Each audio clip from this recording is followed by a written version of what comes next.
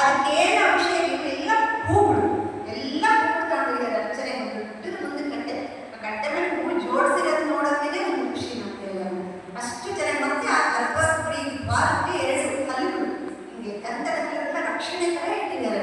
ತುಂಬಾ ಚೆನ್ನಾಗಿದೆ ದೇವಸ್ಥಾನ. ಅಷ್ಟು ರಶಿಗೆ ತುಂಬಾ ಕೇಳಿತ್ತು, ಆದ್ರೂ ಒಂದು ಚೂರು ಕಲಾಗಿಲ್ಲ. ತುಂಬಾ ನಿಶ್ಶಬ್ದ, ಅಷ್ಟು ಸ್ವಚ್ಛತೆ, ಅಷ್ಟು ನಿಶ್ಶಬ್ದದಿಂದ ಶಾಂತಿಯಿಂದ ಇತ್ತು ದೇವಸ್ಥಾನ. ಅದು ಮುಗಿಸ್ಕೊಂಡು ಕೆಳಗೆ ಬರ್ತಿದ್ವಿ, ಮತ್ತೆ ಒಳಗಡೆ ಅಂಡರ್ಗ್ರೌಂಡ್ ಪಕ್ಕದಲ್ಲೇ ರಾಜನರಕ.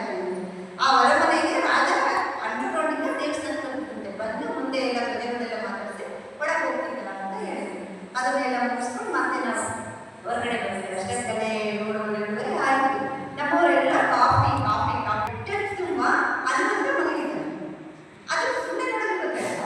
ಕೈ ಯಾವ ರೀತಿ ಅಂದರೆ ಆ ಥರ ನಾವು ಸೂಕ್ಷ್ಮವಾಗಿ ಗಮನಿಸಿದ್ರೆ ಗೊತ್ತಾಗುತ್ತೆ.